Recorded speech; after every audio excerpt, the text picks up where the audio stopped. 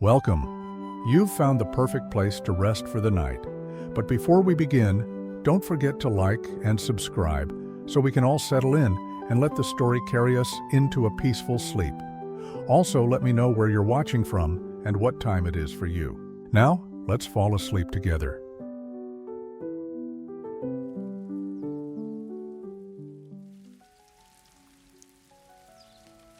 Heracles did not remember the exact moment his mind tore away from reason.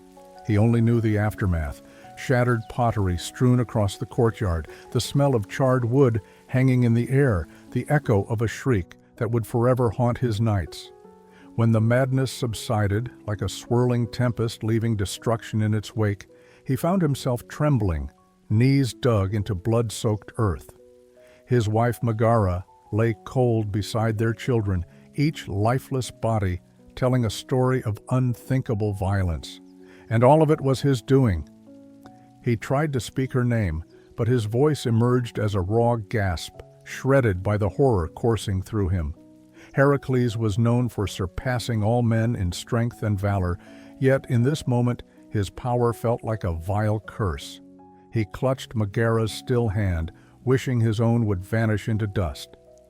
Tears blurred his vision until even the shapes of his loved ones melted into crimson smears. In that fragile dawn, the great hero was no more than a broken man, his heart pounding with the knowledge that he, Heracles, had brought ruin upon the family he was sworn to protect. He recalled none of the violence itself. One moment he was a father returning from minor skirmishes with bandits near Thebes. The next, he was enveloped by a feverish rage, hearing only the taunting echoes of a goddess's laughter. Hera. Her name flared in his mind. She had always loathed him. Born of Zeus's infidelity, Heracles existed as a living trophy of the king of the gods' dalliance with Alcmena. For that transgression, Hera despised him. More than once, she had tried to orchestrate his demise, sending serpents to his cradle, poisoning minds around him with whispers. This time, she had chosen a more insidious tactic: madness. A small crowd gathered, drawn by the sounds of devastation. Shocked faces peered from behind charred door frames. They said nothing. There were no words for the spectacle of a hero undone. Distantly, Heracles sensed men in soldiers' attire, acquaintances from Thebes, stepping forward to approach him, only to recoil at the sight of what he had wrought.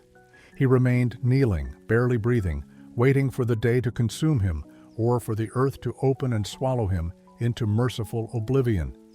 But the earth did not open. Time crept forward. The city's elders arrived, wearing expressions of horror and sorrow. Some wanted to banish him from Thebes at once, fearing that a madness so profound might strike again. Others argued for leniency.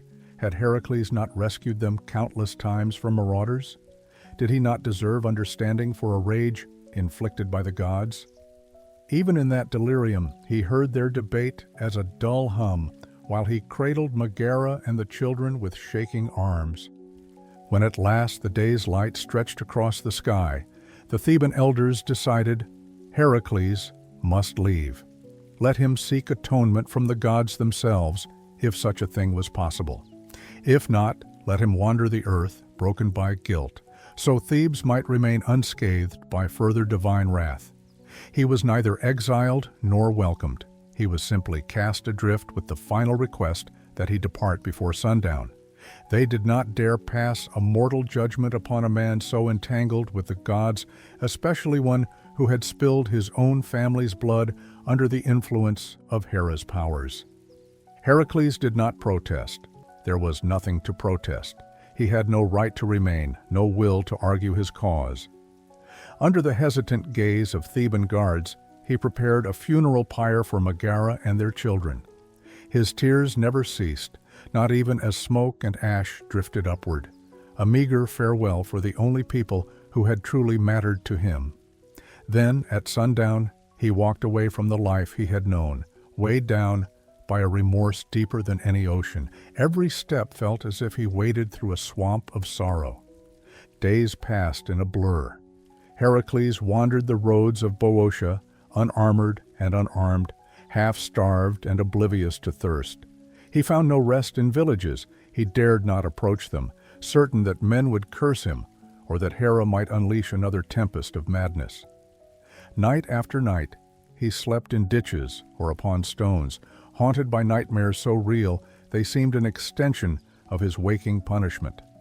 Finally, he recalled the legend of Delphi, the sanctuary where mortals could seek the oracle's counsel. Perhaps the voice of Apollo, god of prophecy, might offer a path, or at least a verdict that freed him from endless wandering.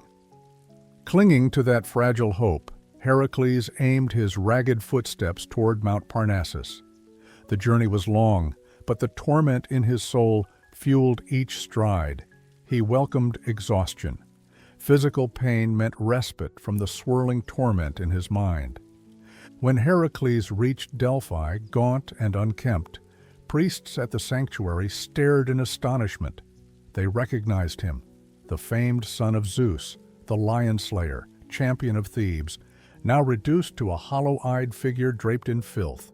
Some shrank away, whispering that he was cursed, while others took pity and guided him to a cistern where he could wash and drink. They clothed him in a rough linen robe and led him to the temple of Apollo, where the oracle resided. Within its marble columns, incense wafted, sweetening the air with myrrh and laurel leaves. A hush fell among onlookers as Heracles approached the stone seat from which the Pythia, Apollo's mouthpiece, spoke. He knelt, prostrating himself. "I beg your wisdom," he said in a trembling voice. "Tell me how to cleanse this guilt. Show me if there is any redemption for one who has slain his family under the god's curse." The oracle gazed upon him, her eyes half-lidded in divine trance. Wisps of laurel smoke curled around her. When she spoke, her voice carried echoes as if a deeper presence guided her lips. "Heracles, son of Zeus, your crimes weigh heavily upon the mortal realm.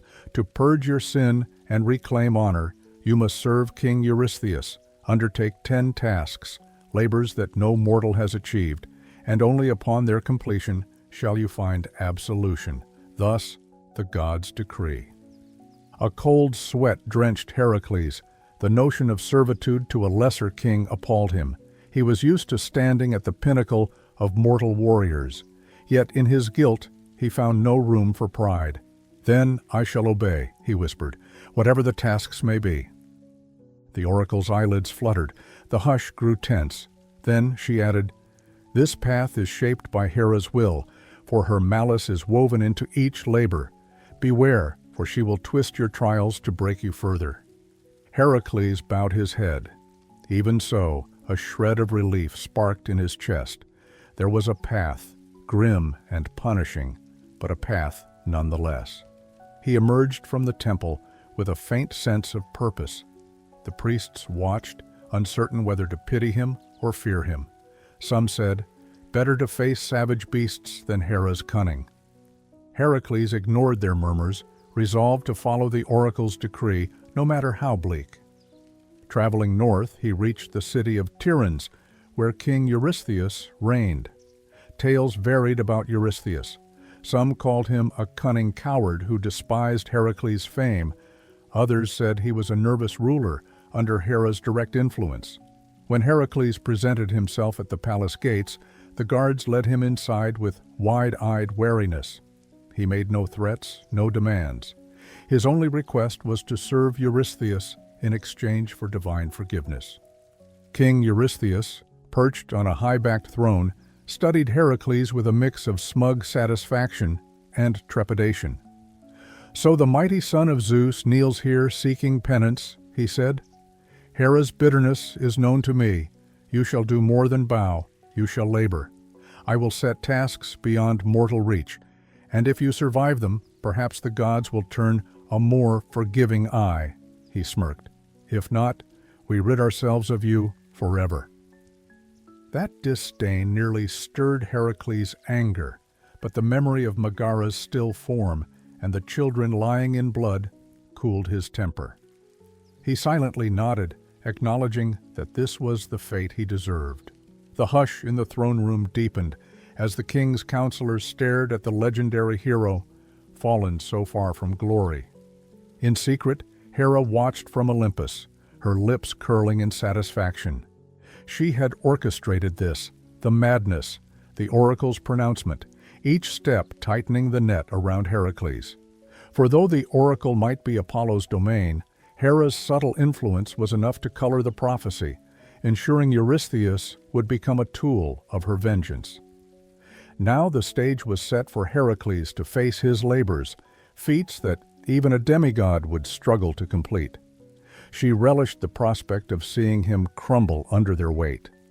Heracles was escorted to a modest chamber, where he bathed and ate for the first time in days. His mind drifted through new anxieties. What tasks would Eurystheus devise? How could he face monstrous creatures or impossible feats while carrying the guilt for his family's deaths? In the flickering light of an oil lamp, he stared at his reflection in a bronze mirror. It showed him hollow cheeks and eyes ringed with sorrow. Yet beneath that grief, an ember of willpower still glowed. He vowed silently, "I will endure whatever is demanded. For my sin, no trial is too harsh. Let the gods see that I accept the punishment. If I survive, perhaps I can stand before Megara's spirit without shame." And so began Heracles' long road to redemption. The next morning, King Eurystheus announced the first labor, smirking as though handing down a death sentence. Heracles listened, unmoving. The hour for lament had passed. All that remained was to cleanse his soul through feats no mortal man could fathom, feats born from Hera's malice, yet wielded by a hero desperate for purification. He gathered what armor and rations he could, preparing to march into the unknown. In his heart echoed one final painful memory of Megara's laughter, once the music of his home. That memory drove him forward to step beyond guilt and into the realm of labors that would define him for all time. Heracles could still feel his heartbeat pounding in his ears as he departed Tiryns, the decree of King Eurystheus echoing in his mind. Go to Nemea and destroy the monstrous lion that ravages the countryside.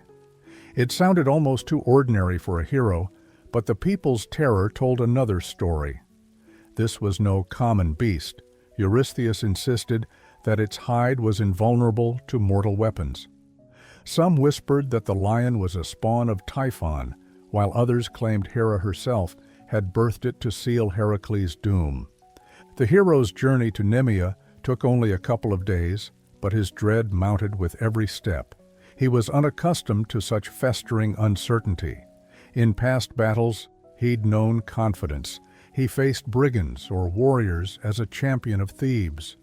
Now his spirit lay scarred by guilt and overshadowed by Hera's malice. Perhaps that was why the wind felt so cold against his skin and the skies seemed bruised with looming clouds. Upon arriving at the outskirts of Nemea, Heracles found the farmland eerily silent.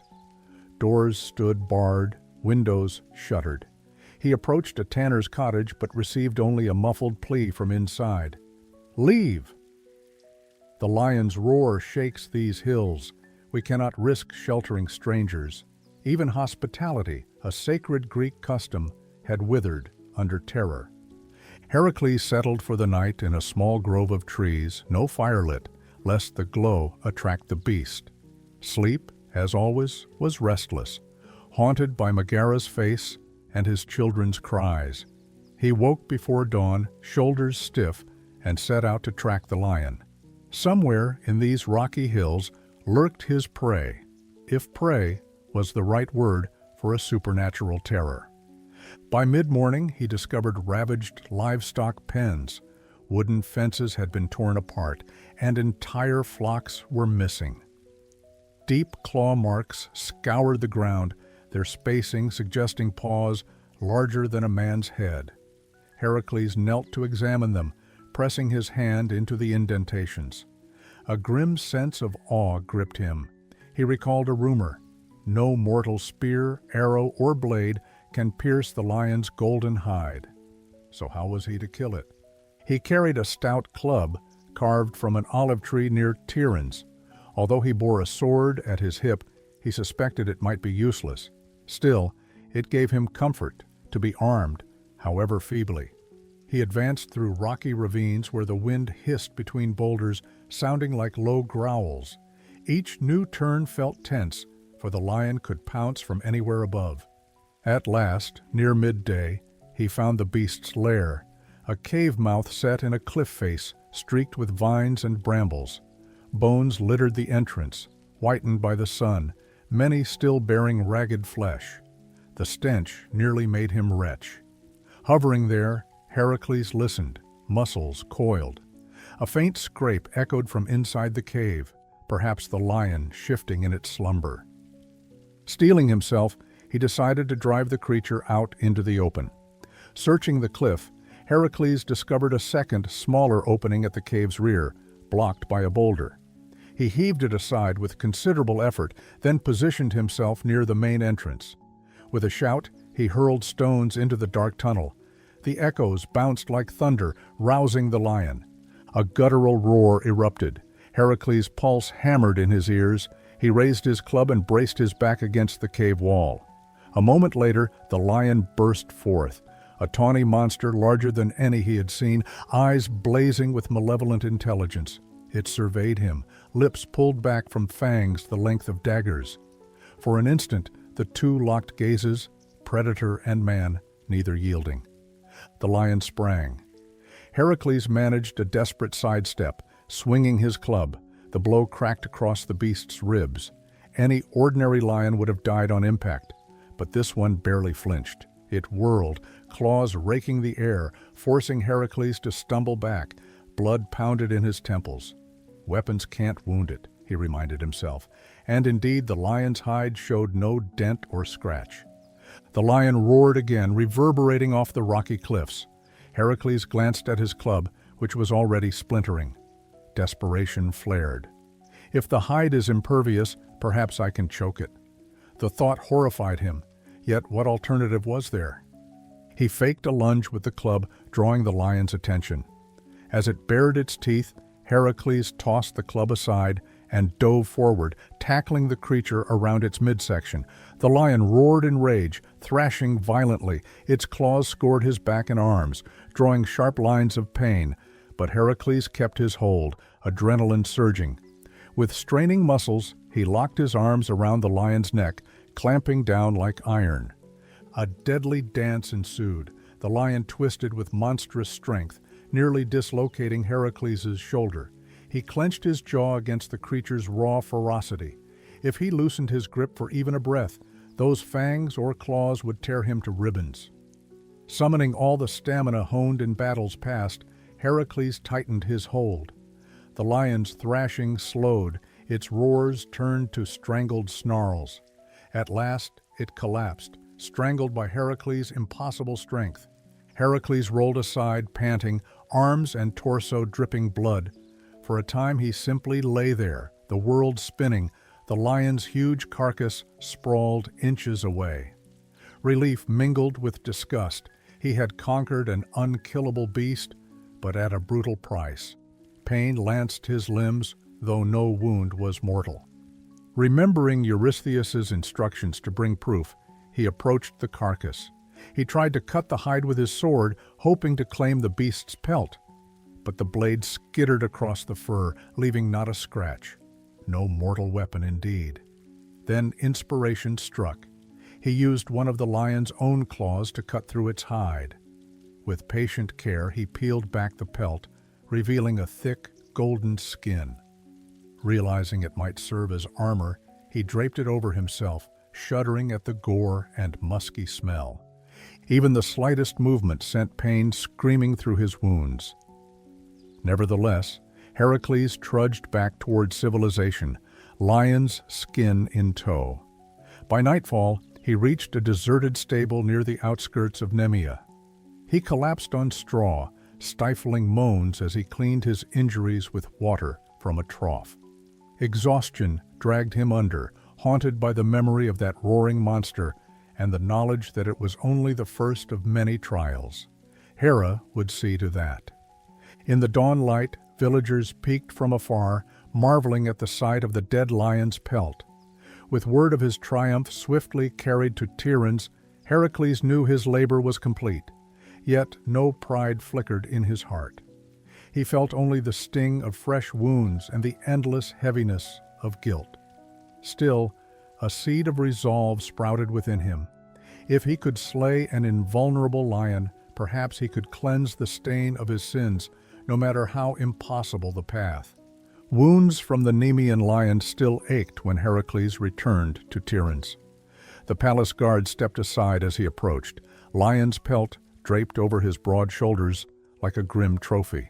He found King Eurystheus cowering behind a pillar. Despite having demanded proof of the beast's death, the sight of Heracles in a lion's skin unsettled him. But Eurystheus quickly masked his fear with contempt. "The lion was but your first labor," the king declared. "Now go to the swamps of Lerna. A foul hydra lurks there, 9 heads, some say, or more. Each time one is cut off, 2 more grow in its place. Slay it or don't bother returning." Heracles bowed, biting back any retort. Hera's influence glimmered in the smug twist of Eurystheus's lips. If the lion's hide had been deemed impossible to pierce, how could he hope to overcome a creature whose very nature defied death? Nevertheless, his quest for redemption compelled him forward. Traveling south across rolling farmland, Heracles felt a chill that had little to do with the weather. Rumors abounded. The hydra's venom tainted nearby wells.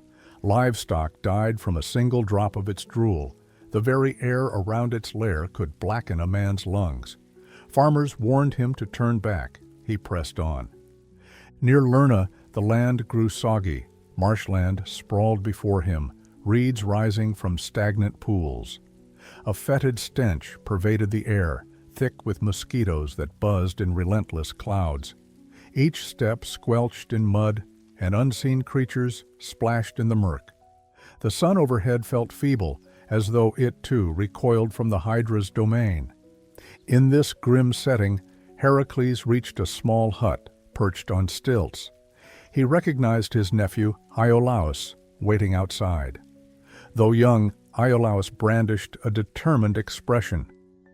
"I heard you needed help," the youth said, offering a quick salute. He'd shown unwavering loyalty to Heracles in earlier adventures. "If the hydra grows more heads when you chop them off, I'll do what I can." Despite a pang of pride, Heracles hesitated. "This is my punishment, not yours." Iolaus bristled. "All Greece speaks of your labors. Let me share at least a fraction of the burden." Heracles relented with a nod. At worst, the boy might provide watchful eyes. At best, another pair of hands could tip the balance between triumph and a venomous end. The pair ventured deeper into the bog, the lion's pelt shielding Heracles' torso, while Iolaus carried a torch and flint. Gradually, the world grew oppressive. Gnarled trees loomed like twisted sentinels. A trail of half-melted footprints in the muck hinted at vile acids seeping from the hydra's lair. They followed a sluggish river, its surface coated with an oily sheen. An unholy hiss drifted on the breeze. Heracles' grip tightened around his club, anew, carved from a sturdy oak. At length, they spotted it. The hydra, coiled around a knotted cypress trunk, heads swaying like a nest of serpents. The largest central head rose higher than the others, eyes glowing a baleful green. Each head dripped black venom that sizzled on contact with mossy roots. Stepping forward, Heracles hammered the ground with his club. His throat felt dry. "Hydra!" he roared, forcing a bold challenge to mask his fear. All 9 heads snapped in his direction. The creature slithered down from its perch with shocking agility, swirling swamp water in its wake. No time for caution. Heracles charged. He swung his club at the nearest serpentine neck. Wood met scaly flesh in a resounding crack, severing the head with a spray of foul gore. But almost instantly, 2 new heads burst from the stump, shrieking in unison. Heracles cursed under his breath. The rumors were true. He hacked again, toppling another head, but again 2 more emerged. Acidic spit landed on his lion's pelt, hissing against the hide. Iolaus shouted from behind, "It's regrowing too fast. We have to stop it somehow." Heracles recalled a solution rumored among old Mycenaean warriors: cauterize the stump. "Iolaus," he bellowed, "fire!" Iolaus leapt into action, lighting the torch. As Heracles lopped off ahead, Iolaus dashed forward and pressed the flame to the bleeding stump. The hydra screeched in agony, thrashing so violently that brackish water erupted into the air. But the stump did not sprout new heads. Together, they fell into a brutal rhythm. Heracles severed heads, Iolaus cauterized. Dark venom streaked the swamp, and clouds of toxic vapor frothed around them. The hydra's roars shook the ground, scattering reeds in a violent radius. Twice, Heracles nearly slipped under the thrashing coils, saved only by Iolaus's timely torch thrust. Bit by bit, the hydra's advantage eroded. Head after head fell, replaced by smoldering stumps. The central head, the immortal one, remained. Heracles braced himself, ignoring the searing pain of venom splatter on his arm. With a determined swing, he decapitated the final head. Yet it did not die. Instead, it lunged at his face, jaws snapping as it fell to the ground. Quickly, Heracles seized the still snapping head, caked in mud and slime, and pinned it beneath a massive boulder. The hydra's thrashing body convulsed, then fell limp. Thick black fluid oozed through the swamp's filth, dissipating like a malignant fog. Exhausted, Heracles and Iolaus stumbled away from the corpse, wincing at the stench. The boy coughed, eyes watering. Heracles clapped him on the shoulder, gratitude shining through weariness. "I owe you more than I can say. Without your torch, this was hopeless." Iolaus managed a trembling grin. "You would have found a way." Heracles remembered a cautionary tale. The hydra's blood was a potent toxin. He dipped his arrows in the still pulsing wounds, letting them soak in the deadly fluid. Such a weapon, he reasoned, might be useful in future labors, a dark boon wrenched from the brink of despair. Iolaus watched uneasily but said nothing. They both recognized that these labors demanded whatever edge Heracles could claim. They returned to dry land, collapsing on a ridge of gravel. The hydra's lair lay silent behind them, the swamp almost serene in its monstrous gloom. Though his mind still throbbed with guilt, Heracles felt a fleeting relief. The second labor was done. He owed that victory to Iolaus's unwavering help. His relief, however, carried a bitter tinge. Hera would not give up so easily, nor would King Eurystheus. Indeed, deeper perils loomed for each labor yet to come. But for now, Heracles savored a moment of hard-won triumph. Knees in the mud, arms streaked with black gore, a single friend at his side who believed in him. Another step on the road to atonement, though how many more steps lay ahead, the gods alone knew. Heracles returned to King Eurystheus, covered in the grim traces of his struggle with the Hydra. Dried black gore spattered over his lion-skin cloak. Yet the king barely acknowledged this hard-won triumph. Instead, Eurystheus demanded Heracles undertake his next labor without delay, travel north to capture the Ceryneian hind, a creature sacred to the goddess Artemis.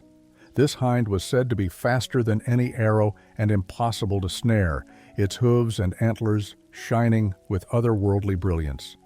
As soon as Heracles learned that harming the beast would incur Artemis's wrath, a shadow of worry flickered through him. He had wrestled monsters and fought impossible foes, but interfering with the domains of gods, particularly a goddess known for her swift punishment, posed a different kind of peril. Setting out before dawn, Heracles trudged across plains and hills, heading toward the dense forests rumored to be the hind's roaming grounds. Memories of the Hydra's stench clung to his mind, and his arms still bore faint burns from its venom, but he pressed on. His guilt, never far from his thoughts, reminded him that each labor was a step toward atonement. He needed this success, even if it meant days or weeks of stealthy tracking.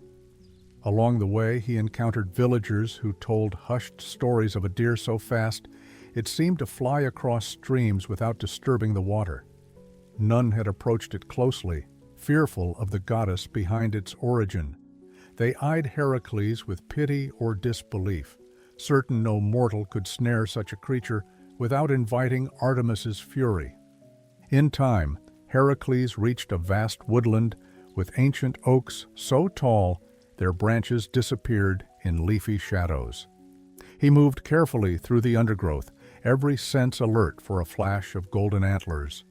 For days he saw no sign of the hind, only footprints from ordinary deer, plus the occasional boar or fox. Nightfall brought howling winds and lonely darkness. He slept under makeshift shelters of branches and bracken, nerves taut from the possibility of encountering Artemis herself.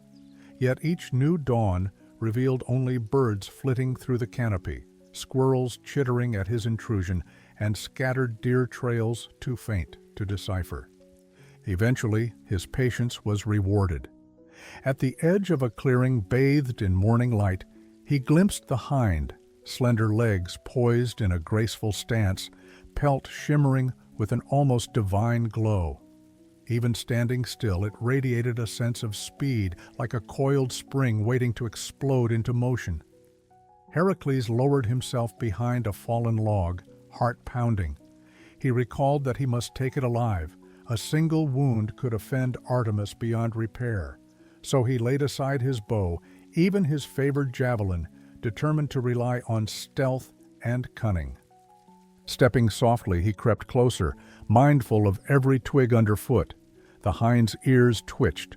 In a heartbeat, it sprang away, crossing the clearing in a flicker of gold that vanished among the trees. Heracles sprinted after it, ignoring the scrape of brambles against his skin, but he had no chance. The deer was gone.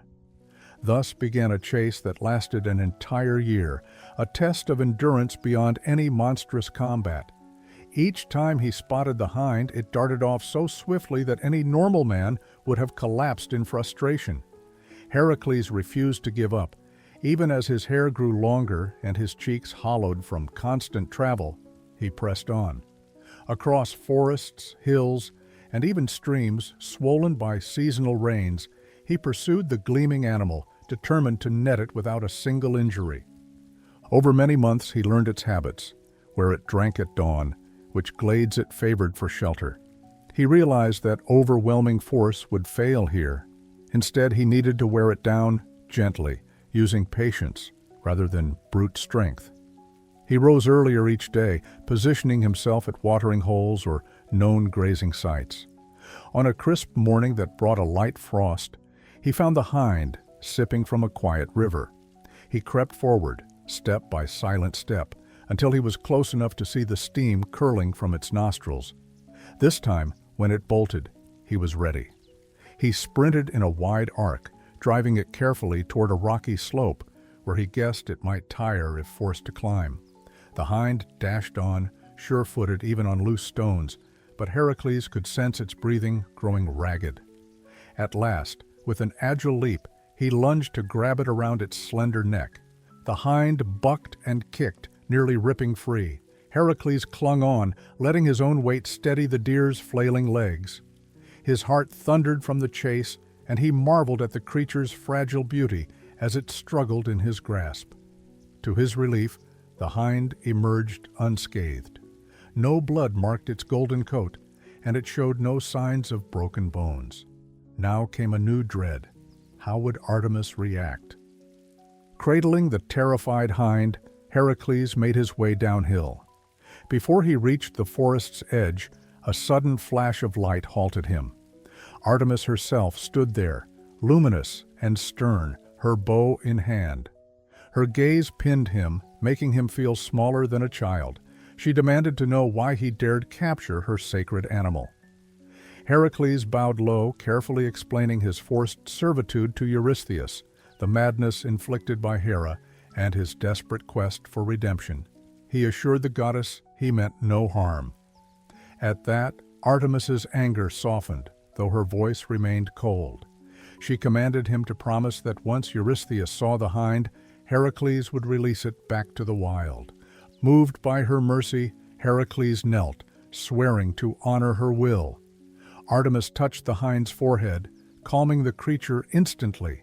Then, in a swift motion, she vanished, leaving Heracles alone with the deer in his arms. Filled with renewed humility, he carried the hind to Tyrannus, presenting it to the stunned king, who again hid behind his dais, rattled by the living symbol of Artemis's domain. After Eurystheus confirmed the capture, Heracles turned and freed the hind just as promised. It bounded away with a graceful leap, disappearing into the horizon. He felt an odd sense of kinship with it.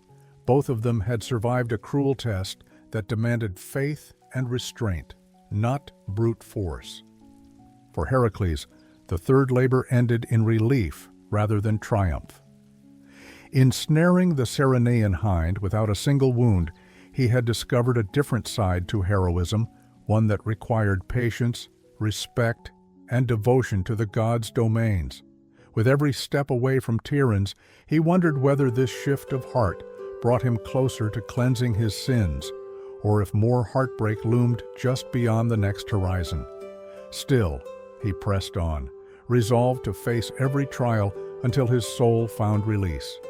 Leaving King Eurystheus yet again, Heracles could sense Hera's lingering malice in the very air around Tyrannus. His latest command was to subdue and bring back a monstrous boar that terrorized the snow-draped slopes of Mount Erymanthus. Hardened by the chase for the Ceryneian hind, Heracles prepared for another grueling pursuit, though this time brute strength might serve him well. He set out on a crisp morning, the sky brittle with winter's chill.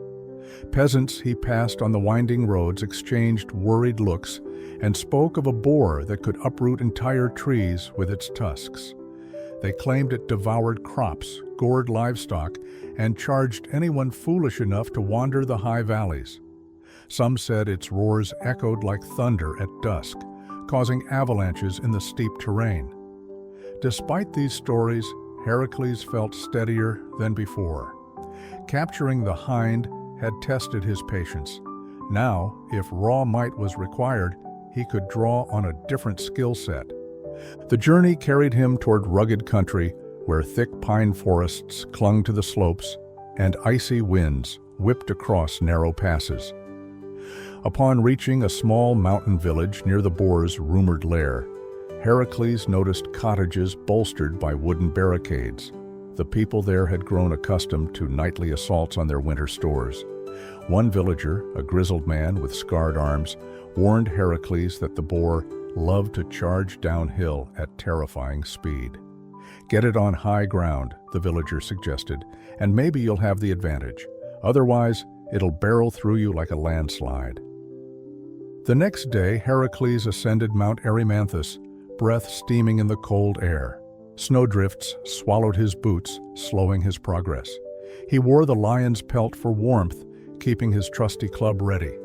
After hours of climbing, he found tracks pressed deep into a thin crust of ice, prints larger than any normal boar. Broken branches and churned earth told him the creature had rampaged here not long ago. He stayed alert, recalling that this was a capture mission rather than a slaying. Eurystheus wanted the boar alive and delivered to him, presumably to watch Heracles wrestle with shame or risk injury in front of the court. By midday, dark clouds gathered, hinting at an approaching snowstorm. Heracles trudged along a narrow ridge, the wind biting against his cheeks. Suddenly, a deep bellow shattered the silence. Peering through the swirling flurries, he saw the boar, a mass of bristling fur and razor-sharp tusks, pawing at the ground not far below. It must have caught his scent because it lifted its massive head and let out a resounding snort, breath fogging in the cold air. Without warning, it charged uphill, its small eyes fixed on Heracles. Bracing himself, Heracles waited until the boar was nearly upon him, then sidestepped, swinging his club downward. The impact rang out, but the beast hardly faltered, crashing past in a frenzy of muscle and tusk. Snow exploded around them. Heracles staggered from the force, marveling at its power. Realizing he needed a better plan, he recalled the villagers' advice: lure it higher into deeper snow. Taking a measured risk, Heracles descended carefully, calling out to the boar, waving his arms to keep its attention. The beast, enraged by this intruder, lunged again. Each time, Heracles dodged and retreated a bit farther upward, leading it onto a plateau covered with snowdrifts. The boar's fury blinded it to the trap. It charged relentlessly, froth flying from its mouth, ready to gore him at the first slip.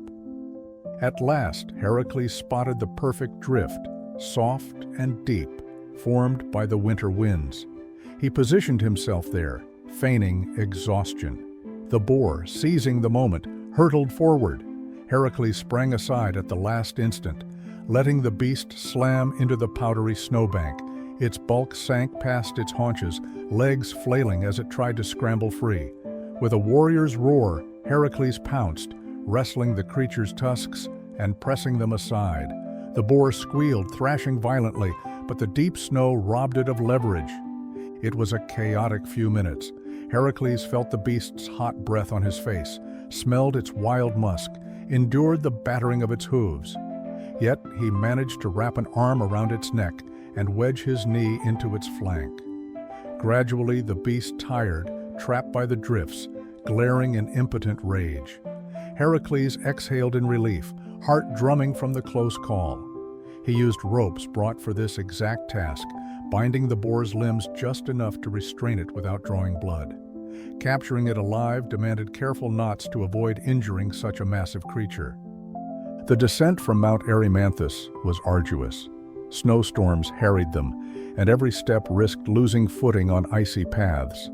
Sometimes the boar tried to thrash free, forcing Heracles to pause and calm it with firm hands on its coarse hide.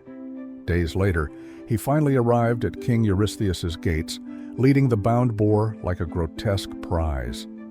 Townspeople gasped at the monster's size, scurrying away from its snapping jaws. True to form, Eurystheus, half buried behind his palace doorway, shouted for Heracles to keep the beast at a distance. Only once he saw it from a safe vantage did the king consider the labor fulfilled. Amused by Eurystheus's fear, Heracles nonetheless obeyed, hauling the boar to a secure enclosure. Its furious squeals echoed, sending the courtiers scurrying. At last, he undid its ropes and let it run free in the hills beyond Tiryns, a safer distance from the locals. Another task completed. No less wearied by the effort, Heracles walked away with snow-chapped skin and bruises, but no lasting wounds, an outcome that felt like a small triumph of cunning over brute force. Glancing once toward the mountains, he thought of the silent snows and the boar's wild freedom. Despite his exhaustion, a rare hint of satisfaction passed through him. If he could capture such a fierce creature alive, perhaps each labor was shaping a new kind of heroism, one that balanced power with strategy, ferocity with compassion. Yet the weight of his guilt remained, driving him forward, reminding him that no feat was too harsh a penance for the crimes he bore. Heracles returned from delivering the Erymanthian boar, weary but uninjured, only to find King Eurystheus waiting with a new command.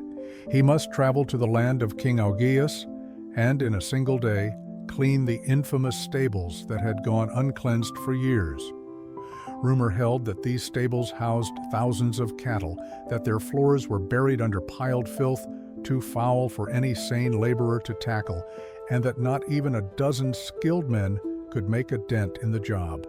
Heracles, who had subdued monsters and outrun swift creatures, wondered how a task involving manure could pose any real challenge.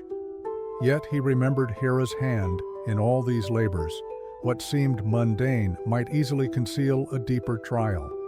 Nevertheless, he set out, determined to turn even this degrading chore into another step toward absolving his guilt. The journey to King Augeas's realm was less perilous than his earlier treks up mountains or through marshes. He passed farmland and gentle valleys dotted with fruit trees. Peasants greeted him politely. some recognizing the lion skin cloak and murmuring about the feats he'd performed. Heracles nodded in acknowledgement, but found little joy in their praise. He was painfully aware that every success served not his glory, but the penance he owed for the blood on his hands. When he neared the palace of King Augeas, he sensed a wealth of livestock nearby, lowing oxen, bleating goats, the air thick with the smell of hay and beast. Yet overshadowing all was the stench rumored to be the worst in Greece. News of his arrival reached Augeas swiftly, and the king, an aging but proud man, emerged from his courtyard. He eyed Heracles with a hint of curiosity. Though the hero's reputation preceded him, Augeas showed no sign of fear or intimidation. After the formalities, Heracles stated his task plainly. He must cleanse the stables in one day. Smirking, Augeas seemed amused by the idea that even a legendary demigod would stoop to muck out a mountain of dung. Heracles, spotting an opportunity, proposed that if he completed the task in the allotted time, Augeas should grant him a portion of the king's cattle. This request was not solely out of greed or vanity. Heracles reasoned that showing tangible proof of his labor might satisfy Eurystheus more definitively. Intrigued and perhaps certain that the hero would fail, Augeas agreed. The two men sealed their agreement with a firm handshake, witnessed by a few courtiers. Hera's influence was never far away, though, and the promise of gain might yet complicate the day's outcome. At dawn, Heracles walked to the enormous stables, face grim. The building sprawled over a vast yard, housing thousands of animals in pens stacked with dung so high it brushed the animals' bellies. The stench burned his nostrils, and flies swarmed in black clouds. Stable hands lingered only at the edges, too frightened or disgusted to attempt a thorough cleaning. None believed it possible to finish by sunset. Heracles studied the stable walls, the thick layers of filth that would take countless shovels and wheelbarrows to remove, and realized brute force alone would never suffice. If he started scooping away the waste by hand, he'd need an army of workers and many weeks. He needed a more cunning approach. Recalling stories of local rivers, he wondered if water could do the work more swiftly. He strode beyond the palace grounds to examine the nearby Alpheus and Peneus rivers. These streams ran strong, fed by mountain snowmelt, and their courses ran close enough to the stables that, with the right effort, they might be diverted. Years ago, he had heard of farmers channeling small brooks for irrigation, but nothing on the scale of two mighty rivers. Still, Heracles had wrestled monsters heavier than boulders. If he could shift enough earth and rock, perhaps he could redirect the flows. With no time to lose, he took off his lion skin cloak and began loosening massive stones from a low ridge. All morning he toiled, carving out new channels, groaning with the strain of prying up slabs of packed dirt. From time to time, stable hands wandered over, scoffing at the idea he might manage such an audacious plan before nightfall. Heracles ignored them and pressed on. By midday, sweat dripping from every pore, he managed to carve shallow trenches linking the rivers to the stable yard. Then came the crucial moment. With a mighty push, he toppled a large boulder that had been holding the Alpheus back. Torrents of water, newly freed, crashed through his freshly dug channel. The current roared into the stable yard, swirling around fences and posts. Panicked animals broke out of their pens, herded by stable hands to higher ground, while filthy runoff sluiced out of the yard in an instant. Heracles repeated the process with the Peneus, doubling the force of water blasting through the stables. Months or even years of accumulated dung erupted in mud-brown cascades, leaving the stable floors scoured clean. Wooden troughs toppled and drifted off, but a few hasty repairs from the stable hands prevented total chaos. By late afternoon, the entire stable complex sparkled, or at least no longer reeked, swept clean by rushing rivers. Grateful yet stunned workers marveled at the transformation. Never had a chore so monumental been finished so quickly. Heracles, soaked to the skin, stood by one of the channels, watching the water subside as he guided it back to its original course. He allowed himself a small sigh of relief. Achieving the seemingly impossible in a single day felt like a testament to his resourcefulness, not merely his strength. Though exhaustion gripped his bones, he felt the faint flicker of confidence that maybe one day his labors would free him from guilt. Expecting a reward of some cattle, Heracles approached King Augeas. But the king, perhaps prodded by Hera's subtle influence or simply driven by greed, denied the agreement. He claimed Heracles had used trickery and insisted no pledge was binding.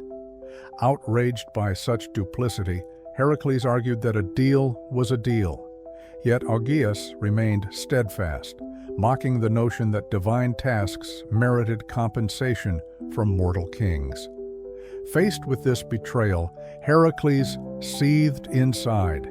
He had never sought wealth for its own sake, but the dishonor stung. Refusing to bend further, he left the palace, vowing that Augeas's treachery would not be forgotten. Though the immediate labor was complete, Eurystheus would have no grounds to dispute the stable's cleaning. Heracles sensed a future reckoning with King Augeas. Another lesson learned: even when the challenge involved dung rather than beasts, Hera's malevolence could still twist men's hearts. Heracles returned to King Eurystheus with simmering frustration over the incident at Augeas's stables. He had cleaned them in a single day, only to be cheated of his promised reward. Eurystheus, unmoved by the dispute, declared the next labor without pause. Heracles was to rid Lake Stymphalia of a flock of monstrous birds that feasted on flesh and rained down metallic feathers like deadly darts. Rumor held that these creatures had beaks of bronze, claws sharp enough to pierce shields, and a shrill cry so piercing it drove men mad.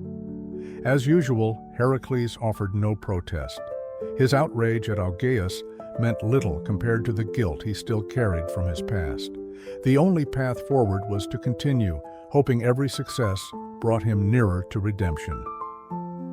He traveled north through winding roads and rocky passes toward the marshy expanse known as Stymphalia. Locals along the way offered grim tales: entire fields stripped of crops by the birds' ravaging beaks, shepherds found with savage puncture wounds, cattle reduced to skeletal remains. Some families had fled the region altogether, leaving behind ramshackle huts and abandoned barns. Each warning reminded Heracles how deeply Hera's influence might reach, for the tasks kept escalating in danger and grotesqueness. Man-eating birds were no mere nuisance. They echoed the unnatural terror he had seen in the Hydra and other monstrous adversaries.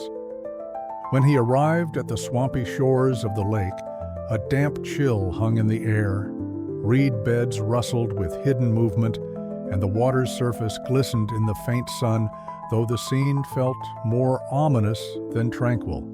He soon caught sight of the birds themselves, perched in droves on half-submerged logs. At a distance, they appeared large but ordinary, their dark silhouettes merging with the gray sky. Then the wind shifted, and Heracles could make out the metallic gleam of their feathers.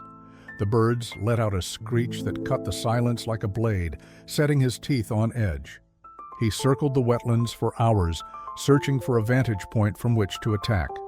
The soggy terrain hampered movement. Each step sank into muddy ground, threatening to trap his feet. He tried loosing a few arrows at the birds on the far side of the lake, only to watch them scatter in a shrieking cloud before his shafts could find a mark.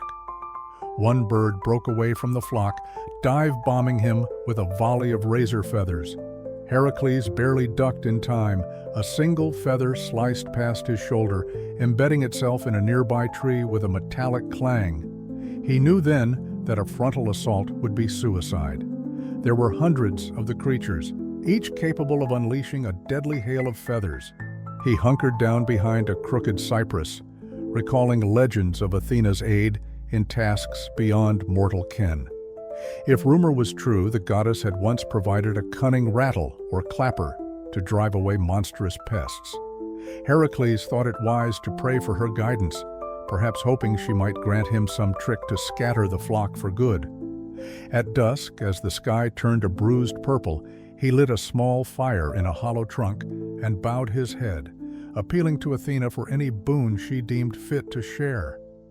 He felt a subtle stirring in the air, no grand celestial sign, just a quiet shift. When the embers died, he discovered a small brazen rattle by his knee, glinting in the firelight. Athena's name felt present in the hush, as though the goddess silently urged him to use it well. At dawn, he ventured back to the lakeside, rattle in hand. The birds roosted among gnarled trees in large clusters, heads tucked under metallic wings, occasionally snapping at each other in restless sleep. Heracles inched through the reeds until he reached a dry hummock jutting into the lake. From there he took a deep breath and shook the rattle with all his might. A piercing clangor ripped the morning air, echoing off the water.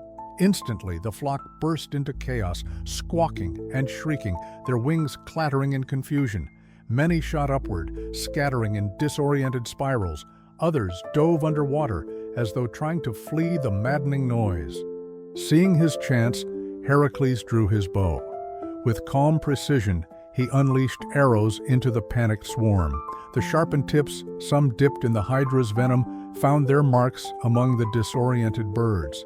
A handful fell from the sky, plummeting into the reeds with wet thuds. The rest, apparently unnerved by the impossible racket and the sudden lethal threat, fled en masse, rising high into the clouds and vanishing in the direction of a distant mountain range. Within minutes, the once-packed lake teemed with only broken feathers and a few dying birds thrashing in the shallows. The monstrous chorus of screeches faded into the wind. Heracles waded into the murky water, retrieving proof in the form of some metallic feathers and the carcass of a larger specimen. Its beak glowed a dull bronze in the pale light, an unsettling reminder that these creatures had been no mere birds. Once satisfied, he made his way back to solid ground, shoulders stiff from the tension of his effort. He offered silent thanks to Athena for her subtle intervention. Without that rattle, he might have perished under a hail of deadly quills. Late that evening, on his return to Tiryns, Heracles reflected on the fickleness of each challenge. The Hydra had required flaming caution, the Ceryneian hind demanded gentle patience, and the stables relied on clever redirection. Now, the Stymphalian birds had fallen to cunning noise and skilled archery. Though each labor was different, they shared a truth. Brute might alone would fail, if not paired with ingenuity.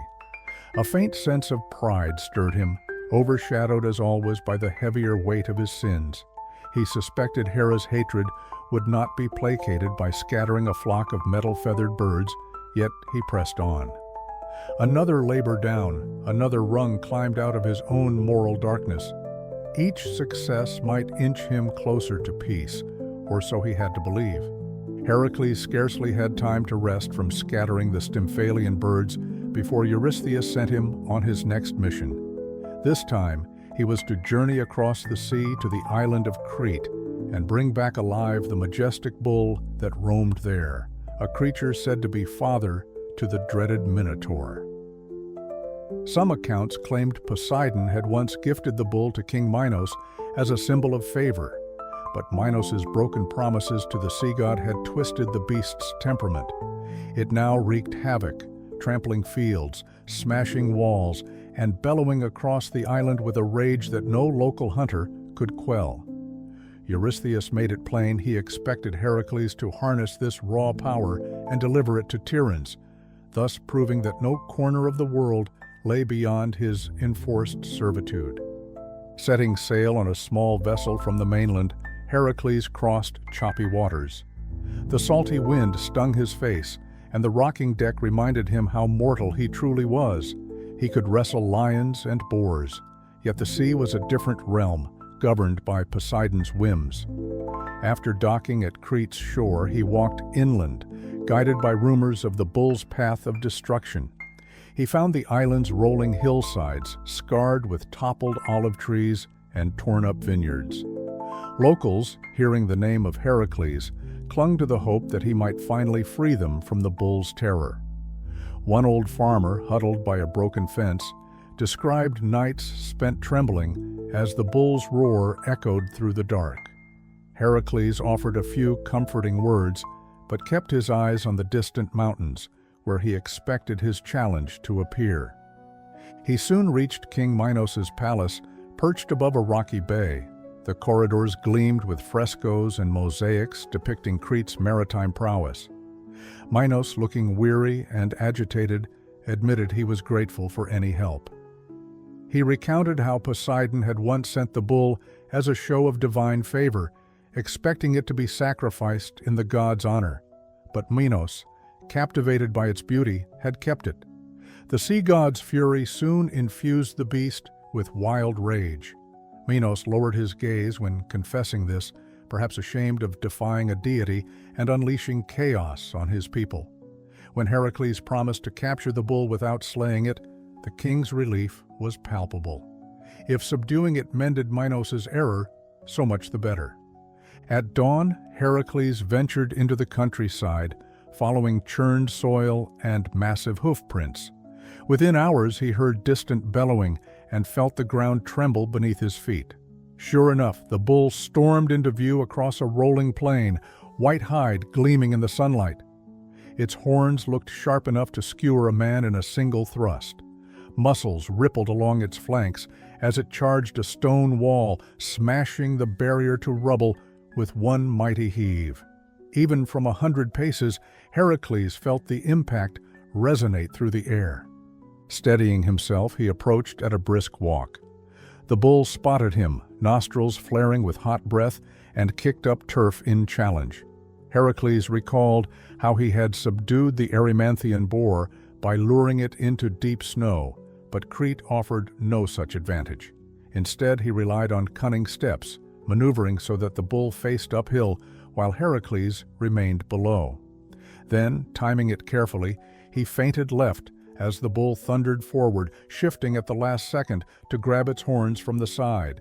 The creature bucked with staggering force, nearly throwing him off immediately. Gripping those horns, he tensed every muscle to stay astride, legs scrambling for leverage against the bull's flank. Dust and pebbles flew as the beast tossed its head, trying to gore him or fling him into a crag. Heracles felt his arms burn from the strain, but he clung on, pressing his weight down to tire the bull. Hooves tore at the ground, gouging deep furrows until sweat lathered its hide. Gradually the thrashing slowed. With a final monstrous bellow, the bull tried to wrench free, but Heracles twisted its neck just enough to keep it off balance. Feeling the beast's energy wane, Heracles eased it into a forced submission, panting against its steaming shoulder. Once the bull stood trembling, Heracles guided a rope around its muzzle and horns. It wasn't gentle. The bull still jerked in protest, but he managed to secure it. Leading the captive bull back to Minos's palace, Heracles maintained vigilance. At times, the animal lurched or tried to trample him. Nonetheless, they reached the courtyard, where King Minos and onlookers gaped at the subdued creature. Heracles reminded the king of the divine vendetta haunting the bull's origins. Perhaps returning it to Eurystheus might serve as partial atonement. Minos, visibly conflicted, allowed him to take the bull away by ship. The crossing proved tense. The bull's roars unsettled the sailors, and it nearly capsized the boat more than once. Still, Heracles refused to relent, wrestling it down whenever it threatened to smash the hull. After an anxious voyage, they arrived on Greek shores. Bringing the bull to Tiryns, Heracles found King Eurystheus enthralled and terrified in equal measure. Eurystheus deemed the seventh labor done, but had no desire to keep the thrashing beast within his city walls. He ordered Heracles to release it, effectively letting the bull roam free in the countryside. Heracles complied, though he worried for any unfortunate village in its path. This was not his choice to make. He remained a pawn in Hera's game, forced to follow Eurystheus's commands to the letter. Another trial completed, yet once again the outcome felt tinged with regret. Even so, Heracles trudged onward, the faint spark of resolution unextinguished. No matter how many monsters he subdued or how many humiliations he endured, he would see his penance through. Barely had Heracles recovered from the effort of subduing the Cretan bull when Eurystheus declared his next task, traveling to Thrace to seize the flesh-eating mares belonging to King Diomedes. Renowned for their vicious appetites, these mares were rumored to devour anyone who drew too close, kept chained to massive bronze mangers. Heracles felt a familiar mix of dread and determination, recalling that every step of his penance involved greater brutality. Still, he prepared to sail north along the Aegean coast, convinced that even this grim task could not be avoided. He found passage on a merchant vessel sailing toward Thrace, its captain wary but unable to refuse the gold king Eurystheus provided. During the voyage, the sailors shared anxious tales of Diomedes, a cruel tyrant who trained his mares to attack hapless visitors, feeding them scraps of captured enemies. More than once, Heracles awoke from uneasy sleep to nightmares of shrieking horses with blood-stained jaws. The sea itself felt subdued under a gray sky, as though reluctant to see yet another monstrous challenge unleashed on the world. Upon landing on Thracian shores, Heracles thanked the crew and set off alone across rugged terrain. He soon reached the outskirts of Diomedes' realm, where the few locals he encountered lived in fear, huddling behind tall fences. They warned him that approaching the stables was suicide, unless he intended to become the mare's next meal. Heracles pressed on, recalling how cunning had aided him with both stables and man-eating birds. Perhaps guile would serve him again. After a day's travel through rocky fields, he crested a hill to see a broad stable complex in the distance, flanked by gnarled trees stripped of bark. The mare's shrill whinnies echoed across the plain. Drawing closer, Heracles spotted two stable hands hastily scattering red chunks of raw meat before retreating. A terrible stench hung over the place. Even from afar, he could see the mares straining at thick iron chains, eyes rolling with madness. Each hoof strike sent dirt flying as they paced frantically, their breath visible in the chill air. King Diomedes, as predicted, soon emerged from a squat tower beside the stables, surrounded by a handful of armed soldiers. At the sight of Heracles, the king laughed with wicked glee and shouted a mocking challenge, daring the hero to feed himself to the mares. Heracles answered only by hefting his club, stepping forward in silent resolve. Diomedes ordered his men to attack, so Heracles found himself fending off a flurry of spears and swords. Though outnumbered, he was no stranger to battles like this. Each blow he delivered cracked shields or drove enemies to the ground. Panic spread among the soldiers as they witnessed the demigod's raw power.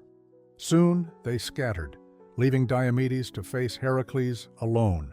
Snarling, the king lunged with a well-honed blade. Heracles sidestepped, letting Diomedes stumble. With a swift motion, he disarmed him, twisting the sword from his grip. Before the king could scramble away, Heracles pinned him by the collar. The mares shrieked behind them, spurred into a frenzy by the smell of fresh blood. Heracles realized that any chance to calm or manage these mares lay in neutralizing their monstrous hunger, and Diomedes, infamous for feeding innocents to them, might be the key. Though the thought repelled him, Heracles knew the tales. These mares recognized only one master's cruelty. Perhaps a twisted remedy lurked in that bond. Dragging Diomedes toward the stable, Heracles felt disgust coil in his stomach. Yet the king's own crimes had brought this moment about. Soldiers cowered in corners, unwilling to challenge Heracles again. The mares kicked at their chains, teeth snapping at the air. Stealing his heart, Heracles forced Diomedes to the ground near them. In their bloodthirsty madness, the mares lunged, clamping jaws on their master. A horrified cry escaped Diomedes before he was overpowered. The gruesome act ended as swiftly as it began, leaving the demigod shaken. Though he abhorred violence, He recognized this hideous necessity might spare countless future victims. The mares, having consumed their own master, seemed oddly dazed. Gathering composure, Heracles seized the chance. He fastened strong ropes around the mares' iron bits and shackles, yanking them free of the stable. Their fury receded, as though sated. The stable hands dared not interfere, watching with pale faces as Heracles led the mares away. He guided them through the open gates, ignoring the nauseating twist in his gut. No righteous triumph accompanied this labor, only grim acceptance that monstrous cruelty had met a monstrous end. Leading the mares back across Thrace, Heracles left chaos in his wake. Soldiers and townsfolk gaped at him from afar, none daring to approach the beasts that had devoured their own king. It took several days of careful travel for him to reach the coast. Each night he tethered the mares in secluded spots, worried that they might revert to viciousness. Yet their appetite for human flesh seemed quelled, replaced by a tense resignation. Securing another ship proved difficult. No captain wanted those fearsome animals aboard. But with gold and a fearsome reputation, Heracles arranged for a sturdy barge. The crossing was tense but uneventful. Finally arriving at Tiryns, he marched the mares into Eurystheus's domain. Predictably, the king recoiled in alarm, ordering Heracles to remove them at once. Some versions of the myth would say Eurystheus released the mares, letting them wander, while others claim they were eventually dedicated to the gods. Either way, Heracles' eighth labor ended on a note of somber relief. Though the threat of these man-eating horses was neutralized, the cost felt steep, another monstrous tangle of cruelty that had claimed many lives. Walking away from the final exchange, Heracles felt the old weight of guilt tugging at him. Here was more blood, more savage ends, all to satisfy a king's command, twisted by Hera's vendetta. He reminded himself that each labor completed was another step on the road to atonement. Still, the shadow of his crimes loomed, making him wonder what new horror Hera had in store.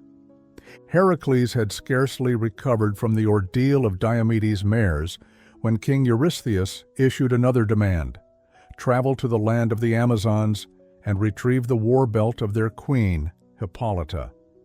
This special belt, a symbol of her authority and prowess, had been gifted by Ares himself. Rumors spoke of the Amazons as fierce women warriors who tolerated no trespass and repelled the armies of men with peerless skill in archery and swordplay. Heracles, obligated by his labors, readied himself for a diplomatic approach if possible. But he also suspected Hera would find a way to stoke conflict. Gathering a small band of volunteers, including his trusted friend Iolaus, Heracles set sail across the Aegean once more. Their ship cut through calm waters for days, until they reached the mouth of the Thermodon River on the distant northern shores. Here sprawled the domain of the Amazons, a land of rolling plains and forested hills dotted with fortresses. Locals warned that strangers rarely returned from those parts, especially men who ventured uninvited. Undeterred, Heracles forged ahead, mindful that stealing Hippolyta's belt by force would risk open war. If possible, he intended to negotiate. After an arduous trek upriver, Heracles and his companions glimpsed an Amazon settlement, a sprawling arrangement of tents and wooden towers guarded by vigilant archers. Surprisingly, they were not attacked on sight. Instead, a small detachment of Amazon warriors rode out on horseback, faces masked by helmets crested with feathers. Their leader, speaking in a firm yet steady voice, demanded to know his purpose. Heracles responded calmly. He sought an audience with Hippolyta to request her war belt in service of his penance. Though the Amazon warrior frowned at mention of a penance, her curiosity led her to spare them, escorting them deeper into the camp under heavy watch. Hippolyta herself awaited in a wide circular tent, adorned with trophies of past victories and the gilded belt that glinted around her waist. Tall, poised, and radiating quiet confidence, She eyed Heracles with the inquisitive gaze of someone who had heard many legends of the son of Zeus. In a measured tone, Heracles explained his forced servitude under Eurystheus, omitting no detail about his guilt or the labors that chained him to Hera's manipulations. He concluded by acknowledging the offense of requesting her belt, an emblem of her power. Yet he asked humbly for her aid, hoping she might offer it freely, thereby sparing both sides needless bloodshed. To his surprise, Hippolyta showed sympathy. Though proud, she understood the cruelty of divine grudges and admired men who owned their mistakes. Nodding, she removed the belt as a gesture of peace. Before she could hand it to Heracles, though, a sudden commotion rattled the camp. Amazon warriors grabbed their weapons, eyes darting toward the settlement's outskirts. Within seconds, a distant shout carried news of an invading force. Confusion spread. Some claimed an unknown band of Greeks was attacking, while others insisted men from the ship had betrayed them. Heracles could see alarm sparking in Hippolyta's eyes. Sensing Hera's cunning at play, he urged caution, but the Amazons, whipped into a frenzy, suspected the strangers of treachery. Warriors streamed into the tent, swords bared, believing Hippolyta had been tricked. Iolaus and the other companions stepped back, raising their arms to show no ill intent. Heracles tried to speak, but the deafening clamor of war horns drowned him out. Hippolyta, belt still in hand, commanded her troops to stand down, yet the chaos only escalated. In the swirl of shouting and drawn steel, Hera's subtle sabotage became clear. Illusions of men attacking from the perimeter had turned the Amazons against Heracles. Arrows whizzed past, scraping the tent posts. A skirmish erupted around them as Heracles fended off an onrush of enraged warriors with his club, striving not to kill, but only to defend himself. The Amazon queen, torn between halting the battle and protecting her own people, joined the fray, calling for a ceasefire to no avail. With regret heavy in his heart, Heracles recognized that peaceful negotiation was lost. He locked eyes with Hippolyta across the swirling melee. She tossed him the belt, a flash of gold sailing through the air. He caught it, gratitude mixing with dismay over the sudden betrayal. To escape with minimal bloodshed, he bellowed for his men to fall back. They wove through the tumult, avoiding lethal blows. Some Amazon warriors gave chase, but Hippolyta's commanding voice reasserted itself, halting their pursuit on the threshold of the settlement. When Heracles reached the riverbank, Hippolyta caught up to him momentarily, face stricken. "This was never my wish," she said hoarsely, glancing at the belt in his grasp. Heracles bowed, sorrow etched in his expression. "Nor mine," he replied softly. "But perhaps we can remember that not all men come with ill intent, nor do all gods meddle for good."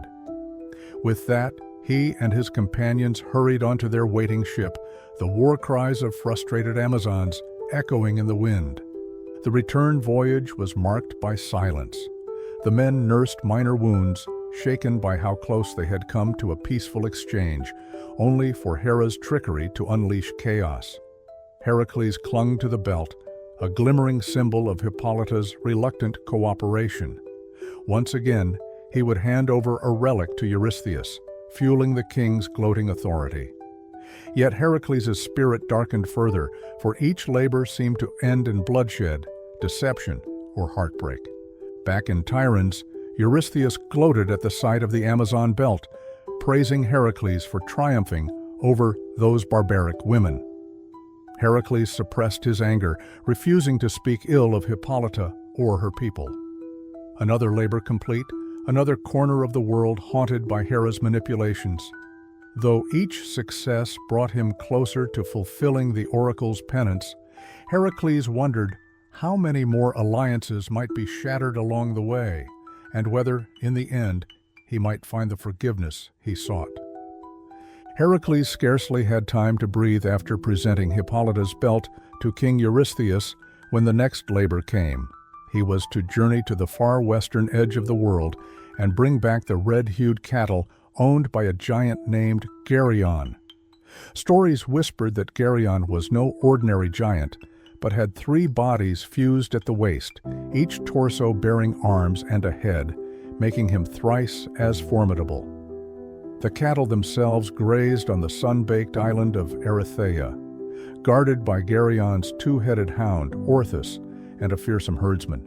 Even a lesser man might balk at traveling so far, past scorching deserts and unknown seas, to rob a monster of its prized herd. But Heracles, bound by his 12 labors, readied himself for the longest journey yet. Determined not to be overwhelmed by unknown hazards, he prepared carefully. One version of the myth says he received a massive golden cup from the sun god Helios, allowing him to sail across the ocean. Other accounts suggest he simply marched across lands never before charted. Either way, Heracles set forth westward, crossing deserts where the sun scorched his back and nights chilled him to the bone. The horizon shimmered, and many days passed with little more than a hunk of bread or a slurp of sparse water. Yet the memory of his family's tragedy and the ongoing quest for redemption pushed him onward. After weeks under the relentless sun, he reached a place some called the boundary of the known world. Beyond lay the island of Erytheia, ringed by rocky cliffs that jutted sharply from the sea. The land was said to be so far west that when the sun set, it dipped into the ocean's edge, igniting the sky with brilliant reds, colors that mirrored the hide of Geryon's cattle. Heracles approached cautiously, aware that Orthus, the 2-headed guard dog, would be his first challenge. At dawn, he climbed a rugged slope overlooking the island's pasture land. There, the cattle grazed in a broad, green valley. At first glance, they looked like ordinary animals, apart from their ruddy coats. But no herdsman would keep them safe for long, not when a giant with 3 bodies ruled this domain. Next to a boulder, Heracles spied Orthus lying in wait, its dual heads snapping at buzzing flies. The moment he descended the slope, the hound caught his scent. Both heads rose, snarling in unison, and charged. Heracles braced himself, recalling the monstrous boar and flesh-eating mares he had subdued. Orthus bore a savage strength, each head barking and frothing with lethal eagerness. In a swift move, Heracles swung his club, striking one head across the jaw, then pivoted to avoid the other, snapping set of teeth. With powerful arms, he grabbed Orthus by the scruff and slammed it down, a blow so forceful that the dog quivered in shock. He felt regret even as he dealt the finishing strike, but there was no choice. Orthus lay still, defeated, before it could raise an alarm. Yet the herdsman, a fierce figure named Eurytion, had already spotted Heracles and let out a cry.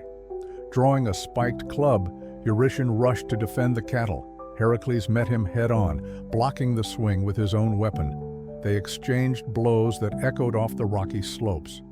Though strong and fearless, Eurytion lacked Heracles' demigod endurance. It took only moments for Heracles to disarm him and strike him down, leaving the path to the cattle clear. But before Heracles could gather the herd, a thunderous roar shook the air. Geryon, alerted to the intrusion, approached from behind a ridge. Heracles turned to see the 3-bodied giant striding forward, each torso bearing a spear and shield. Geryon's faces twisted in rage, voices merging into one furious echo, accusing the demigod of theft and murder. Heracles understood this confrontation was inevitable. He readied his bow, for wrestling such a colossal foe by hand seemed unwise. The giant closed in, brandishing 3 spears at once. Heracles released arrow after arrow, some tipped with Hydra's venom. Under normal circumstances, even a giant might survive a single arrow, but with 3 hearts shared among its torsos, Geryon was vulnerable. A well-aimed arrow struck the center chest. Geryon roared in agony, staggering. Another arrow found the left torso's neck, dropping the giant to one knee. With a final shot, Heracles felled Geryon, who collapsed in a cacophony of rattling spears. Panting and grim-faced, Heracles stood over the fallen foe. The stench of blood hung in the air. Though Geryon was a formidable monster, Heracles felt a pang. Yet another life lost, another realm disturbed by his mandated quest. He reminded himself that each labor had forced his hand, that Hera's design lay behind the cruelty. Still, the memory of Megara and his children hovered at the edge of his thoughts, fueling both his sorrow and his resolve. Gathering the red cattle proved simpler than expected. Many had scattered at the sound of battle, but he spent the afternoon herding them together, directing them toward the shore where a makeshift barge or Helios's golden cup, depending on the version, waited to ferry them home. The journey back across the ocean and through myriad lands was painfully slow. Cattle moved at their own pace. Heracles lost a few animals to disease or predators along the way, but eventually he led a decent portion of the herd to Tiryns. King Eurystheus, peering from his ever-fearful vantage, marveled at the exotic creatures. He accepted the cattle as proof of Heracles' victory, but wasted no time sending them off to be sacrificed or scattered. As for Heracles, he left the palace without celebration. Though he had crossed the edge of the world, battled a giant with 3 bodies, and returned, he found no joy in conquest, only relief that one more labor was done. The horizon of his penance inched nearer, yet Hera's shadow continued to loom, promising that the final tasks would test more than his strength. Heracles had faced monsters, wrestled giants, and ventured to the far corners of the known world. Yet when King Eurystheus decreed that he must steal the golden apples of the Hesperides, Heracles felt a stir of both wonder and anxiety. These legendary apples grew in a hidden garden at the western edge of the earth, guarded by nymphs called the Hesperides, and by a fearsome dragon named Ladon, coiled among the branches. Even gods coveted the fruit, which conferred a measure of immortality or eternal youth. The very thought of trespassing on such sacred ground unnerved Heracles, yet he had no choice if he wished to fulfill his penance. Setting out once more on a lengthy trek, Heracles retraced parts of his path to the western lands, passing deserts and mountains that reminded him of his struggle against Geryon. Throughout the journey, he asked travelers for any rumor of the Hesperides, though most had only vague myths to share. Some claimed the garden lay beyond a ring of iron peaks. Others swore it perched near the edge of night itself, where the sun dipped into ocean waters. Heracles pressed on with steadfast patience, wearing his lion's pelt as a shield against the constant chill that seemed to follow him. Eventually, he found himself wandering in circles, with no clear route to the hidden grove. Exhaustion and frustration mounted. Then he recalled that Prometheus, the Titan once chained by Zeus for giving fire to mankind, was said to possess vast knowledge of secret things. If Heracles could locate Prometheus, perhaps the Titan might divulge the orchard's location. Word was, Prometheus still languished in eternal torment, an eagle tearing at his liver day after day, only for it to regenerate overnight. Deciding that the Titan's insight could be worth the risk, Heracles diverted his path northward, climbing rugged slopes where storms raged and crags jutted like broken teeth. At last, atop a barren peak, Heracles beheld the pitiful sight. Prometheus bound to a rock, emaciated and trembling, while a monstrous eagle circled overhead. Without hesitation, Heracles raised his bow, unleashing a swift arrow that struck the eagle mid-descent. It screeched and fell away, freeing the Titan from its torment, if only temporarily. Grateful but wary, Prometheus explained that while he could not walk free forever, Zeus's decree bound him, he would repay Heracles with the knowledge he craved. So Prometheus revealed that the golden apples indeed grew in a blessed garden, guarded not just by Ladon the dragon, but watched over by the Hesperides, who were themselves reluctant to permit thieves. If Heracles wished to seize the fruit, he might consider enlisting Atlas, the Titan who held the sky upon his shoulders, and had once dwelled near that orchard. Together, they might outwit the guardians. With that clue, Heracles offered thanks to Prometheus, who smiled faintly despite his endless suffering. The hero resumed his journey, crossing into a region of towering peaks where swirling mists glowed amber at sunset. There, beneath a jagged ridge, he found Atlas, a colossal figure bent beneath the celestial sphere. Groaning with the weight of the heavens, Atlas peered down at Heracles, curiosity gleaming in his ancient eyes. Upon hearing that Heracles aimed to steal the apples, Atlas let out a rumbling laugh. "I know that orchard well," he said, "but I cannot simply leave this burden unless you hold it for me." A bold plan took shape. If Heracles shouldered the sky, Atlas could retrieve the apples. Heracles hesitated. Could he truly support the entire vault of heaven, even for a short time? Yet his mission demanded such risks. Carefully, he positioned himself under the cosmic weight, and Atlas eased the sphere onto Heracles' broad shoulders. Instantly, agony rippled through Heracles' muscles. This was a strain beyond any monster's grip. He gritted his teeth, veins bulging, determined not to falter. Relieved from his eternal burden, Atlas stretched tall, rolling his neck. For the first time in ages, he moved freely, a hint of satisfaction crossing his Titan features. "Wait here," he said, striding off. Each step caused the ground to quake.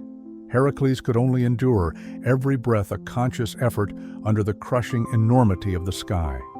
Time blurred. It might have been hours or days before Atlas returned, cradling 3 golden apples that shone like distilled sunlight.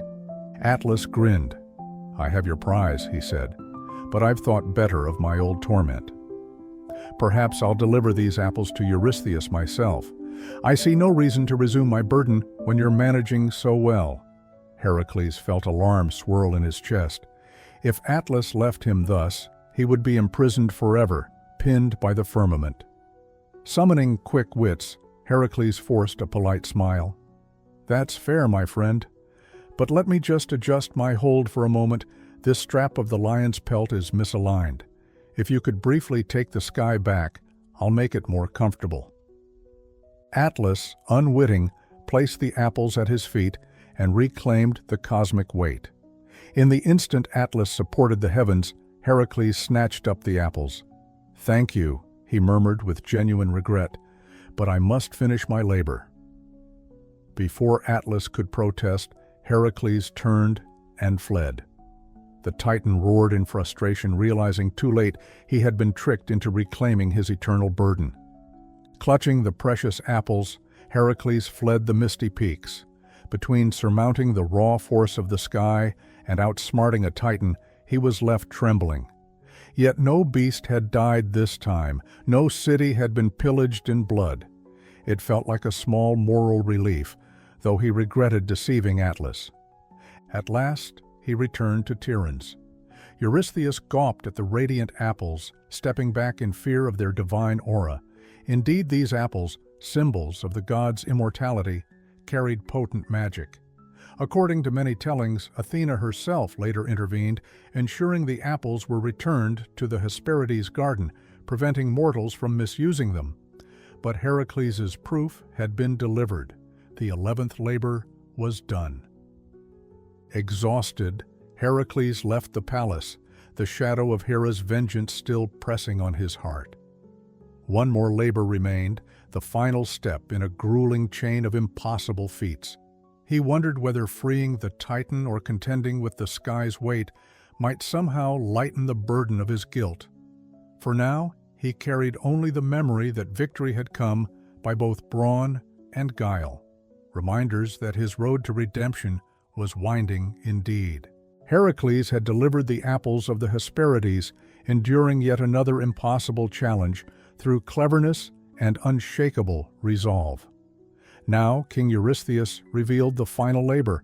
Heracles must descend into the underworld itself and bring back the 3-headed hound, Cerberus, alive and unharmed. Even the mightiest warriors dreaded crossing that boundary between life and death. For Heracles, though, there could be no refusal. This was the culminating task of his penance. He steeled himself for a journey more perilous than any he had known, uncertain whether even his superhuman strength would protect him in the land of the dead. Setting out from Tiryns, Heracles traveled east and then south, guided by rumors of hidden caverns that led into Hades' realm. Along the way, he visited sacred sites to pray for safe passage. At Eleusis, priests who honored Demeter recognized him and initiated him into certain mysteries, granting a measure of spiritual clarity. They cautioned that the underworld was not merely a place for savage battles. It was the domain of unbreakable laws.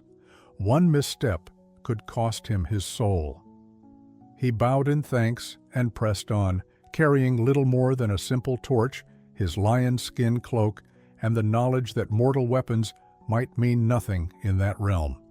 Eventually, he found the yawning mouth of a cave near Tyneron, a wind-swept headland sometimes whispered about as an entrance to Hades. Cool air, tinged with the faint smell of decay, drifted from the darkness. Heracles descended, torch held high, feeling the weight of an invisible threshold. The tunnel twisted downward, and the light from above soon faded, leaving only his flickering torch to pierce the gloom. The path was lined with pale roots and glistening walls, each echo of his footstep magnified until it seemed a chorus of ghosts surrounded him. Deeper still, the passage opened onto a vast shoreline at the edge of the river Styx, waters black and sluggish. The boatman, Charon, gaunt and silent, waited by his craft. Heracles, recalling the rites taught by the Eleusinian priests, offered the coin placed under his tongue, a token of respect. Charon's hollow gaze flickered in acknowledgement. He allowed Heracles to board, poling the boat across the dark current. Whispers and wails mingled in the damp air, and Heracles felt hairs rising on the back of his neck. Thousands of lost souls crowded the banks in a restless hush, but they recoiled from the living presence of this lion-clad warrior. Once across, Heracles moved past the gloom of ashen groves and eerie plains. Any mortal man might have trembled at each new specter drifting in the corner of his eye, but Heracles forced his focus ahead. He asked a passing shade where to find Cerberus, though most spirits fled at his approach. Eventually, he heard distant snarls reverberating like rolling thunder, leading him toward a black gate beyond which lay the interior halls of Hades and Persephone. Along this path, he was confronted by the spectral forms of men he had once known. Some cried out for help, others cursed him for living while they wandered hopeless. He clenched his fists against the surge of guilt. He could not rescue them all, nor undo the tragedies that had led them there. On and on he walked, each step heavier than the last, until the massive shape of Cerberus loomed into view. 3 wolfish heads perched on thick, muscled shoulders, with a serpent for a tail and a mane of snakes writhing around its neck. Sensing a living intruder, Cerberus roared, all 3 jaws bared fangs dripping with venom. Heracles recalled that no blade or arrow would matter here, especially under the watchful gaze of Hades. Summoning every scrap of courage, he approached. Arms raised to show no weapon, the monstrous guardian growled, eyes glowing with unnatural fire. Then, with a violent lunge, it attacked. Heracles dived aside, rolling across the hard ground as scaly serpents snapped at him. He seized one of Cerberus's heads by the throat, feeling the beast's colossal strength ripple through its body. Another head snapped at his arm, biting into the lion skin cloak, and the third head twisted around, snarling inches from his face. Heracles gritted his teeth, bracing his legs against the creature's flank. Straining mightily, he pinned 2 of the heads to the ground, using his free hand to push back the third. Each snarling head exhaled noxious breath, stinging his eyes. He recalled that this labor required him to bring Cerberus up alive, unharmed if possible. Driven by desperate resolve, he locked his arms around the central head's neck, wrestling Cerberus into a choking hold. The hound thrashed, serpent tail lashing the air. Heracles' muscles screamed from the exertion. At length, Cerberus began to weaken, its triple roars turning to ragged wheezes. With a final heave, Heracles subdued it. Before he could drag Cerberus away, Hades himself appeared, silent as a shadow. The god's face was stern, framed by obsidian black hair. Meeting Heracles' gaze, Hades allowed the demigod a single curt nod. The meaning was clear enough. Heracles might remove Cerberus from the underworld, provided he inflicted no lasting harm, and returned the beast once the labor was complete. Heracles bowed, murmuring gratitude he knew might never be voiced aloud again. Then, guided by that unspoken compact, he half lifted, half led the stunned hound back across the Styx. Charon, wordless as ever, ferried them through the dark waters, departing with a chill hiss once they stepped ashore to the realm of the living. At sunrise, Heracles emerged from the cave into the mortal world, leading the three-headed hound on a makeshift harness fashioned from iron chains. News of this final labor spread quickly, and by the time he reached Tiryns, crowds had gathered, some in awe, some in terror. King Eurystheus, predictably, cowered behind a wall, commanding Heracles to keep the beast far away. Yet he acknowledged the labor as finished. Heracles had literally gone to hell and back. Satisfied, Heracles turned to fulfill his promise. Before the day ended, he escorted Cerberus away from mortal sight, returning it to the underworld's entry. The monstrous hound vanished into the gloom, leaving Heracles drained but free at last from Eurystheus's demands. 12 labors, each more impossible than the last, stood completed. Though he still bore the burden of guilt for his past, he had done all the gods decreed. With that, he took his first steps as a man who might finally grasp at redemption, if not in the eyes of others, then perhaps in the quiet judgment of his own soul. Heracles emerged from the underworld dragging Cerberus, battered but unbroken, returning the hound only after King Eurystheus acknowledged the feat. The mortal realm swirled with talk of how the son of Zeus had literally gone to hell and back and lived to tell the tale. Many assumed his long penance was finished, for the oracle of Delphi had decreed 10 labors, and Eurystheus had imposed 12. Yet in the days following the last labor, Heracles felt no rush of absolution. Instead, a strange quiet enveloped Tiryns, as though everyone awaited another twist. He could not shake the sense that Hera's vendetta still hung over him, and that Eurystheus had one final betrayal to spring. His instincts proved correct. Not a fortnight had passed when a royal herald approached him in the courtyard, bowing nervously. "Heracles," the messenger said, "King Eurystheus commands your presence in the throne room." Weariness weighed on Heracles' limbs, but he obliged. He entered the chamber to find Eurystheus fidgeting behind a dais, flanked by advisors wearing smug or fearful expressions. In a voice that tried too hard to sound official, the king declared, "We must revisit 2 of your labors, slaying the Lernaean Hydra and cleaning the Augean stables. They do not satisfy the conditions set by the oracle. The Hydra's death is invalid because you had help from Iolaus, and the stables are disqualified because you demanded payment from King Augeas. Thus, by Hera's will, you owe 2 additional tasks." A ripple of shock passed through the onlookers. Heracles felt anger flare in his chest. He had already performed 2 more labors, bringing the total to 12, precisely because of these alleged invalidations.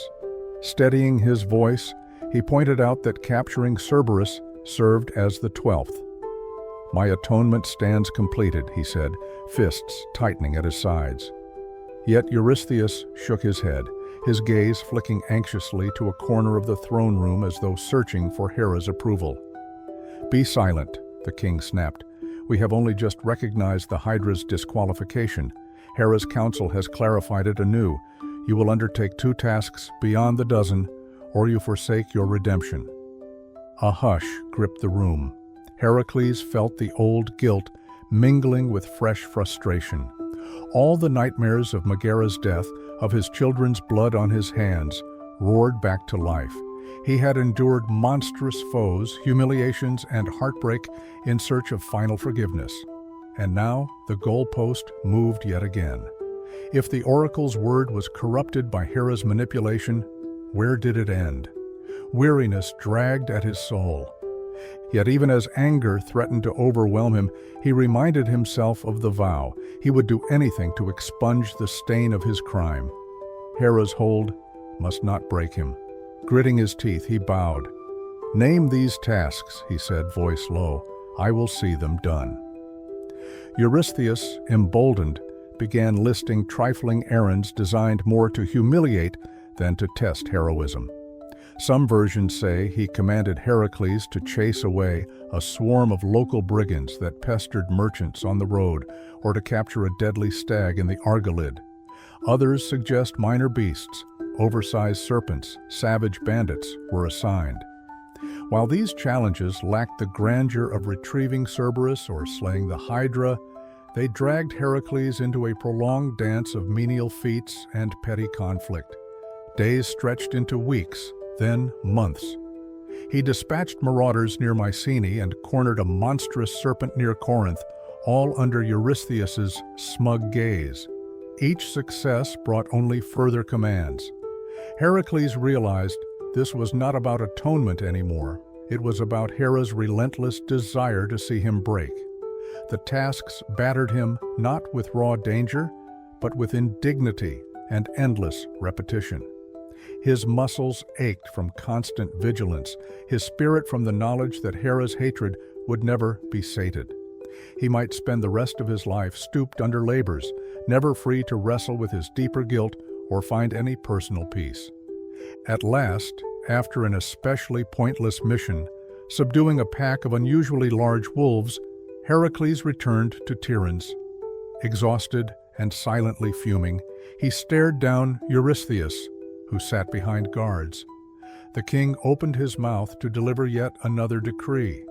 In that moment, something inside Heracles snapped. He threw down his club, voice trembling with resolve. "I have surrendered my pride, my sweat, and my blood," he said. "I have served gods and kings beyond all reason. If this is how you defy the oracle's words, then I see no purpose in continuing. Curse me if you must, but I will do no more under your rule."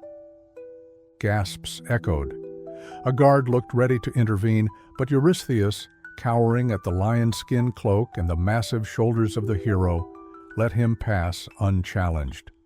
Freed from the palace gates, Heracles wandered under an orange sunset, unsure what tomorrow would bring.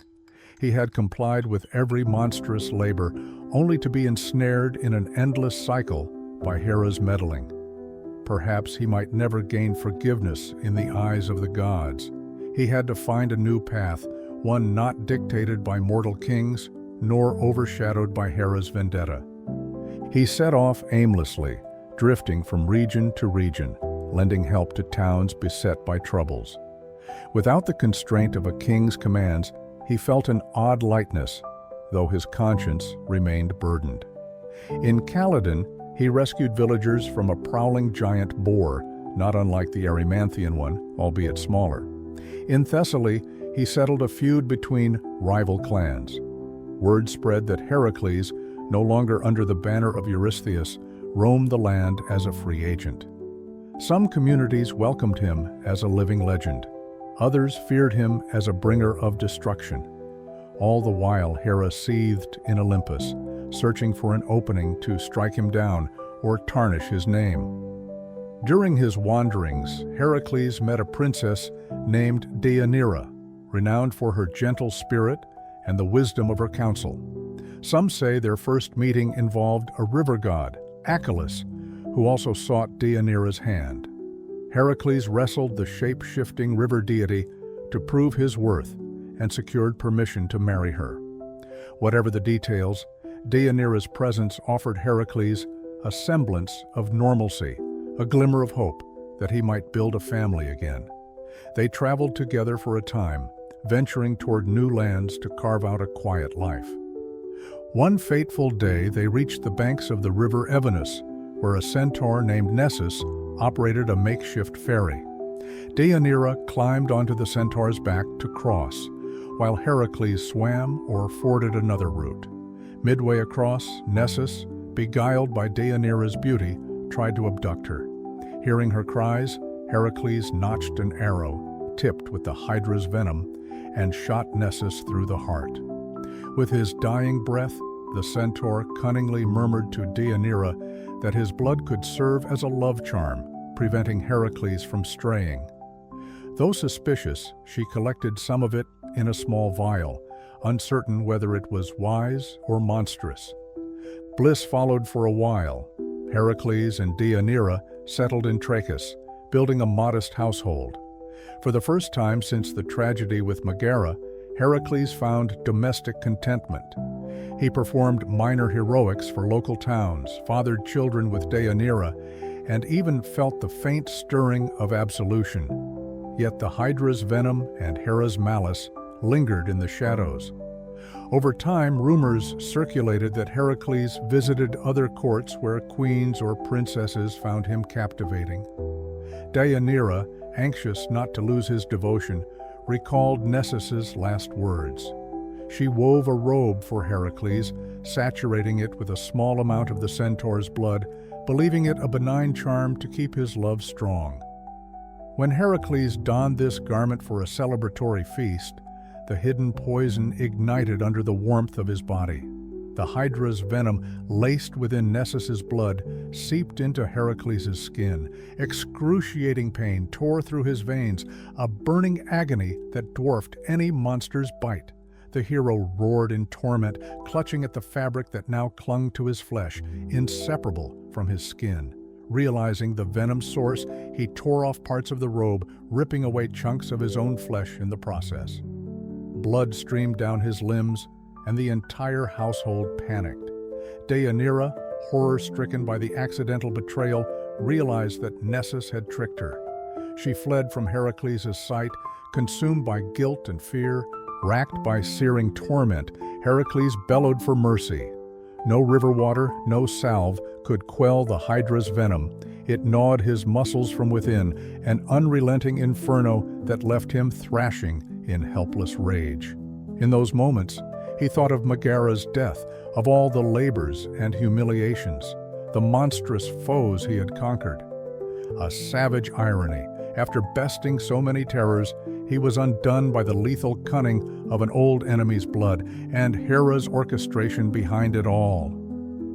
Yet even in despair, Heracles refused to let Hera claim final victory. Summoning the last dregs of his strength, he ordered a towering funeral pyre to be built on Mount Oeta. With help from loyal companions, he climbed onto the pyre, body trembling and face pale from agony. Flaming torches lit the wood.